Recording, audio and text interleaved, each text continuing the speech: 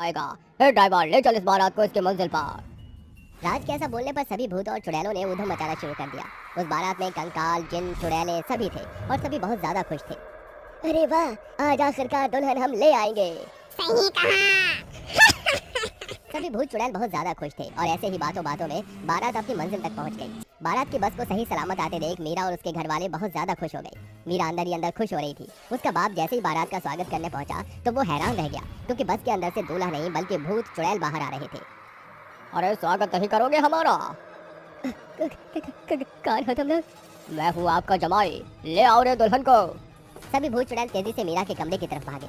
मीरा के बाप ने जैसे ही बस के अंदर देखा तो उनके होने वाले जमाई का पूरा परिवार उस बस के अंदर बंधा हुआ था।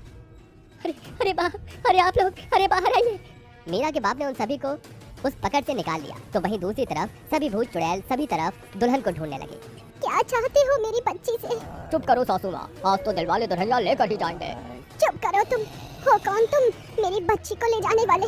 राज, नाम तो सुना ही होगा।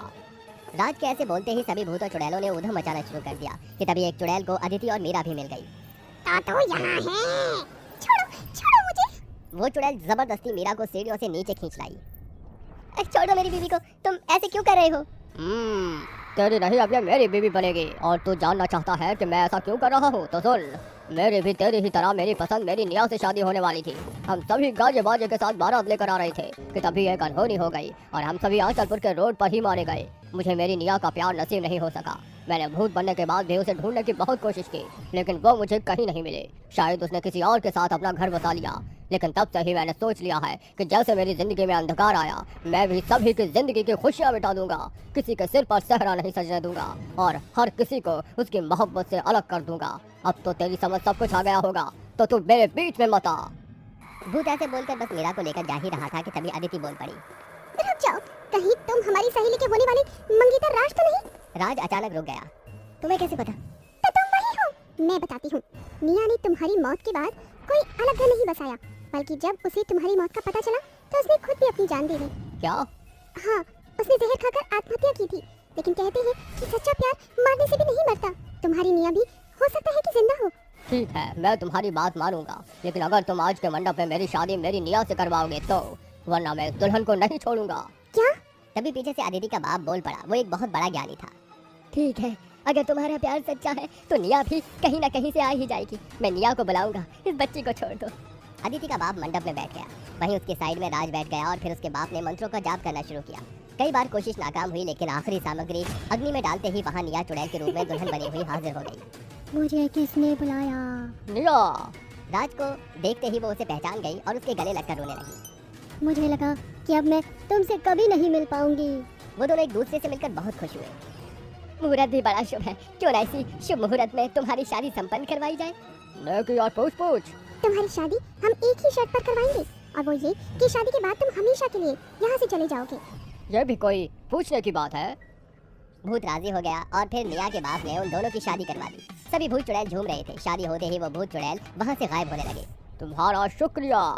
भूत चुड़ैलों के जाते ही उसी मंडप में मीरा की शादी हुई। उस दिन के बाद से कभी भी उस रास्ते पर कोई हादसा नहीं हुआ और सभी खुशी खुशी रहने लगे। चुड़ैल माँ की बेटी। सूरजनगर के गांव में ध्वनि अपनी माँ सावित्री के साथ रहती थी। ध्वनि का बाप अपनी बेटी की पैदाइश के कुछ महीनों बाद ही एक कार एक्सीडेंट में मारा गया था। अब ध्वनि 8 साल की हो चुकी थी। माँ, मुझे ये वाली गुड़िया दिलाओ ना। ध्वनि बेटा, तुम्हारे पास कितनी सारी गुड़िया हैं, तुम उन्हीं से क्यों नहीं खेलती? नहीं माँ, वो ऐसी नहीं है, मुझे यही गुड़िया चाहिए, प्लीज दिलाओ ना। आप दुनिया की सबसे प्यारी मम्मा हो। सावित्री को अपनी बेटी की चमकती हुई आंखों पर दया आ गई। हाँ, ये चमकदार आंखें। अच्छा ठीक है, ले लो, लेकिन इसके बाद मुझसे फिर कोई चीज मत मांगना। हम लोग यहाँ पर कपड़े खरीदने आए हैं। ओके, ये मेरी गुड़िया ये। ध्वनि बहुत ज्यादा खुश थी और वो नाचती हुई अपनी माँ के साथ चल रही थी। ध्वनि बेटा, इस तरह से मत चलो, देखो कार आ रही है, अरे संभल के। ध्वनि अपनी मस्ती से मगन बस चले जा रही थी।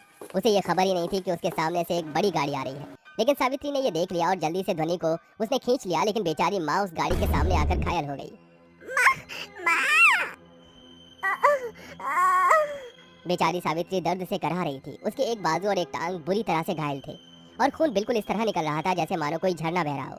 उसे देखकर बाजार में लोगों की भीड़ लग गई और वो उसे जल्दी से अस्पताल लेकर पहुंचे। ननी ध्वनि अपनी माँ को ठीक करने के लिए भगवान के आगे हाथ जोड़े बैठी हुई थी।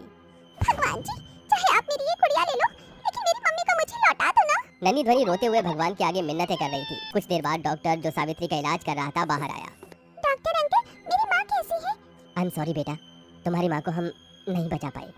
ये सुनते ही ध्वनि बहुत जोर जोर से रोने लगी और अपनी माँ को पुकारने लगी, लेकिन सावित्री हमेशा के लिए गहरी नींद में सो चुकी थी। सावित्री के पड़ोसी उसका शरीर अस्पताल से ले आए और सभी विधियों से उसका अंतिम संस्कार किया। बेचारी ध्वनि अब बिन माँ बाप की अनाथ बच्ची थी। सावित्री की मौत के कुछ दिनों तक तो गांव वालों ने उसका ख्याल रखा, लेकिन 1 महीने बाद गांव के मुखिया धरोहर को वो खटकने लगी। अरे ये बच्ची इतनी सारी जमीन बंगला अकेले हड़प कर बैठी है, जबकि ये सब कुछ तो मेरे हिस्से में आना चाहिए। लगता है कुछ तो करना पड़ेगा। धरोहर ने कुछ ऐसे आदमियों को अपने पास बुलाया जिनका गांव में इक्का चलता था और उनके मन में ध्वनि को लेकर न जाने क्या क्या बातें भर दी। अरे सोचो, जो बच्ची पैदा होते ही अपने बाप को खा गई और जरा सी समझदार होते ही अपनी माँ को खा लिया, क्या वो हमारे गांव के लिए सुरक्षित है? नहीं, ये लड़की अपशगुनी और मनहूस है। हमें जल्द से जल्द इसकी शादी करके इसे यहाँ से रिहा कर देना चाहिए। कह तो आप सही रहे हो, लेकिन मुखिया जी, इतनी छोटी सी बच्ची की शादी हम किससे करेंगे? वो तो मुझ पर छोड़ दो, तुम बस शादी की तैयारी करो। पूरे गांव में ध्वनि की शादी का ढिंढोरा पिट गया। सुना है मुखिया जी, एक अनाथ लड़की का घर बसवा रहे हैं। कितने अच्छे हैं ना हमारे मुखिया। सही कहा। सारे गांव को उस बात की खबर लग चुकी थी सिवाय ध्वनि के। वो मासूम बच्ची तो अपने घर में अपनी माँ की तस्वीर के आगे बैठकर रो रही थी कि तभी कुछ लोगों ने उसके घर के दरवाजे पर दस्तक दी। कौन है आप? तुझे तेरे सजन के लिए सजाने वाली। सजन? हाँ, आज तेरी शादी है ना, तू नहीं जानती ना? अरे ये सब छोड़ो, समय कम है, दुल्हन को सजा दो। हाथ छोड़िए मेरा, मैं कोई दुल्हन नहीं हूँ। अरे ये तो क्या बोल रही है? अभी वो औरतें ध्वनि से बात कर ही रही थी कि तभी वहाँ गांव का मुखिया आ गया। ध्वनि बेटे, आज तेरी शादी है और हाँ, मना मत करना वरना। मुखिया आंखों ही आंखों में ध्वनि को डराकर चला गया। बेचारी बच्ची के कुछ भी समझ में नहीं आ रहा था। वो औरतें उसे तैयार करके चली गईं। तब ध्वनि अपने घर से जोर जोर से अपनी माँ की तस्वीर के आगे रोने लगी। अपनी बच्ची की पुकार सुनकर सावित्री की आत्मा स्वर्ग से उसके लिए चुड़ैल रूप में लौट आई, लेकिन वो उसके सामने नहीं आई थी। ध्वनि घर में ही थी कि तभी वो औरतें जो उसे सजाने आई थी वही उसे लेने आ गई। चल ध्वनि, अब इंतजार की घड़ियां खत्म हुई, मुझे नहीं जाना। वो औरतें उसे जबरदस्ती ले जाने की कोशिश करने लगी कि तभी अचानक बाहर का दरवाजा बंद हो गया और एक औरत जिसका मुंह बहुत भयानक था उन औरतों के सामने आ गई। तुम कौन हो? तेरी मौत, सावित्री ने ऐसे बोलकर उस औरत को मार डाला। अगर अपनी जान प्यारी है तो भाग जाओ, वरना तुम्हारा भी मैं यही हाल करूंगी। सभी औरतें वहां से भागकर मुखिया के पास आ गईं और उसे सारी बात बता दी। पहले ध्वनि भी उससे डर रही थी, लेकिन जब उसे पता चला कि वो उसकी माँ है तो उसका सारा डर उड़नछू हो गया। माँ, तुम आ गई? तुझे मुसीबत में कैसे छोड़ सकती थी? सावित्री अपनी बेटी से लिपट गई। सावित्री जानती थी कि गांव वाले इतनी आसानी से शांत नहीं होंगे, इसीलिए उसने बाहर जाने को सोचा। बाहर शादी की तैयारियां हो रही थी। सावित्री ने बाहर जाकर सब कुछ तहस नहस करना शुरू कर दिया।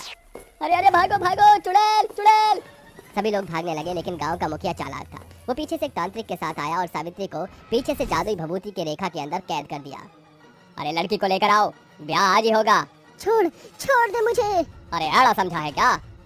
खूब जोर शोर से ढोल ताशे बजने लगे। सावित्री मजबूर थी, वो उस गोल रेखा को पार नहीं कर पा रही थी। गांव के आदमी जबरदस्ती ध्वनि को घर से खींच लाए और एक 60 साल के बूढ़े आदमी से उसकी शादी करवाने लगे। दरिंदे, छोड़ दे मेरी बच्ची को, इसने तेरा क्या बिगाड़ा है? अरे चुप कर बाबा, इस चुड़ैल को ले जाओ और कहीं ऐसी जगह छोड़ना जहाँ से ये स्वर्ग भी वापस न जा पाए। मुखिया बड़े हंस हंस कर ध्वनि की शादी उस बुढ़े से करवा रहा था। बेचारी ध्वनि चीख चीख कर रो रही थी। ये सब कुछ देखकर सावित्री से बर्दाश्त नहीं हुआ और वो उस रेखा को फलांग कर बाहर आ गई और पूरी तरह जल गई। अब तुम नहीं बचोगे। कहते हैं कि माँ की ममता अपरंपार है, लेकिन उसी माँ का गुस्सा भी आज चरम सीमा पर था। सावित्री बिना किसी को देखे एक के बाद एक इंसान की जान ले रही थी। उसे इतने गुस्से में